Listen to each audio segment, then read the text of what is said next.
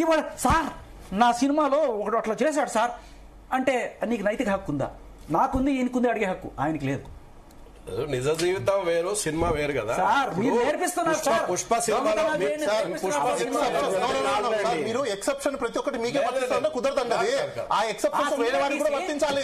అంటే మీరు ఒకటి మిగతా వాళ్ళకి ఎక్సెప్షన్ కాదు కాదు మీకు ఎక్సెప్షన్ వేరే వాళ్ళకి ఎక్సెప్షన్ కాదంటే అదేలా? అంటే మీరు ఒక వ్యక్తిని చంప తీసుకొని కొడతారు, అది క్రైమ్ కాదు, నేను కొడితే క్రైమా? పుష్ప సినిమాకి ఎందుకు 1000 కోట్లు వచ్చినాయి? మరి ఎవరు చూసిన సినిమా అది? ఒక ప్రొడ్యూసర్ చూస్తే 1000 కోట్లు వస్తాయా? పైరసీ సినిమా చూడంగా, ఐబొమ్మను చూడంగా 1000 కోట్ల రూపాయలు ఎక్కడికి వెళ్ళి వచ్చిన ప్రొడ్యూసర్ చెప్పండి. ఎవరు చూసి? మీరు 2 సార్లు చూసి ఉంటారు, ఆయన 3 సార్లు చూసి ఉంటారు, ఆయన 4 సార్లు చూసి ఉంటారు. 3000 కోట్ల నష్టాలు చూసి రేపటి నుంచి 3000 కోట్ల లాభాలకు వెళ్ళిపోతుందా? నేను చూసి ఈయన చూసి 3000 కోట్లకు వెళ్ళిపోతుందా? ఒక 18 ఏళ్ల పిల్లాడు, నాకున్న విచక్షణ వాడుకుండదు, ఈయనకున్న విచక్షణ అనుకుండదు. వాడు రేపు పోయి ఇది చేయడం కరెక్ట్. గ్రామంలో ఉన్నోడికి ఇప్పుడు రవి హీరోగా మనం చూపిస్తున్నాం కదా, ఇప్పుడు చూసేవాడు అబ్బా నేను కూడా హీరో అవుతాను, వాడు హ్యాకింగ్ చేస్తాడు పోయి. So this is wrong. తప్పును తప్పుగా ప్రొజెక్ట్ చేయకుండా ఈ నిర్మాతలే చెడుని ఎంకరేజ్ చేస్తూ హీరోగా సినిమాలు పెట్టి తీసినప్పుడు నేను ఇన్ఫ్లుయెన్స్ అవ్వను, విజ్ఞానం ఇన్ఫ్లుయెన్స్ అవ్వడు. కానీ ఒక 20 ఏళ్ల కుర్రాడు ఇన్ఫ్లుయెన్స్ అవ్వచ్చు, ఒక 18 ఏళ్ళు వాడవచ్చు. వాడికి విచక్షణ అంతా క్లియర్ కట్ గా ఉండదు. వాడు ఈ బాటలో పోతే అంత దూరం. ఇప్పుడు ఈ రవిదే సినిమా రాబోతుంది, ఆ ప్రొడ్యూసర్ ఎవరు, ఆ సినిమా మళ్ళీ ఆ సినిమా ఎవరు పైరసీ చేస్తారో అది కూడా చూడాలి మనం రాబోయే రోజుల్లో. పైరసీ చేసేవాడిని హీరోగా పెట్టి ఒక సినిమా కూడా వచ్చింది తమిళ్లో వస్తుంది. ఇదే బయోపిక్ రాబోతుంది. సూర్య కాదు, ఇదే బయోపిక్ కూడా రాబోతుంది. మన సినిమా వల్ల తీస్తారు. మళ్ళీ దాన్ని మళ్ళీ ఇదే ఐబొమ్మలో వేస్తారు. రవిని అరెస్ట్ చేస్తే మాత్రం ప్రొడ్యూసర్స్ కి 3000 కోట్లు వెనక్కి వస్తాయా అంటే రేపటి నుంచి లాభమేనా?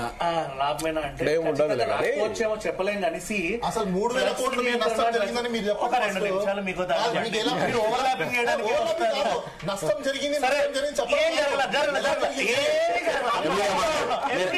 మీరే మాట్లాడుకోరు. అయితే విషయం ఏంటంటే డ్రగ్స్ గురించి ఎంత ఎత్తుగా తీసుకెళ్లి అట్లీస్ట్ వీ ట్రైడ్ టు ఇంకా తీసుకునే వాళ్ళు ఉన్నారు, but at least we tried. Betting apps కూడా ఒక ఎక్స్ట్రీమ్ లెవెల్ తీసుకెళ్లాము, అట్లీస్ట్ వీ ట్రైడ్. ఈవెన్ ఇది కూడా నెక్స్ట్ మొన్న సజ్జనార్ గారు ఏమన్నారు, చూసే వాళ్ళు కూడా మీరు కూడా నేరం చేస్తున్నట్టే కదా, చూడకండి అన్నారు. అట్లీస్ట్ కొంతమంది అయినా కొంతమంది భయపడతారు చూడడానికి, ఓపెన్ చేసి భయపెట్టకపోయినా సరే నైతికంగా అయినా కొంతమంది ఎందుకులే మేము ఇక్కడ చూడడం అనైనా సరే మారొచ్చు. అంటే ఒక ఎక్స్ట్రీమ్ లెవెల్ కి ఏదైనా వెళ్ళినప్పుడు ఈ మధ్య కాలంలో చూసే 4 సిచ్యువేషన్స్ తగ్గుతుంది కదా. ఇప్పుడు ఫామ్ హౌస్ లలో పార్టీలు చేసుకునేది మాక్సిమం తగ్గిపోయింది, డ్రగ్స్ కూడా మాక్సిమం తగ్గిపోయింది. తీసుకునేవాడు తీసుకుంటారు కానీ ఇలా తీసుకుంటారు, ఇంతకుముందు ఇట్లా తీసుకునేవాడు అట్లా ఉంది. కానీ చూడాలి అనుకునేవాడు ఎలాగైనా చూస్తారు కదా, చూస్తాడు. బట్ అట్లీస్ట్ చూసే వాళ్ళ సంఖ్య తగ్గుతుంది. ఇంత ముందు ధైర్యంగా చూసే వాళ్ళు కూడా ఇప్పుడు కొంచెం తెరచాటును చూస్తున్నారు. ఇక మీద ఐపీ అడ్రస్ ట్రాక్ అయితే కూడా అర్థమైపోయింది. అంటే లైక్ తెర వెనుక చూస్తారేమో కానీ ధైర్యంగా చూడలేరేమో.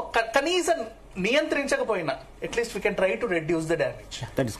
బాలగారు ఏం చెప్తారు? ఓకే, ఇప్పుడు చెప్పిన అంత బాగుంది. ఇప్పుడు ప్రోమ్ గురించి కూడా మాట్లాడుతున్నారు కదా. పవన్ వెబ్సైట్ లో చూసినప్పుడు మాత్రం తప్పు, అది క్రైమ్ అని చెప్పారు కదా.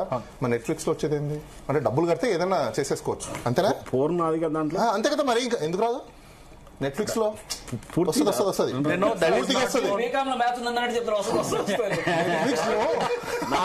మరి జనానికి మన కొత్తగా నేర్పుతున్నారు. ఏమండి ఫోన్ అంటే అర్థం ఏంటి?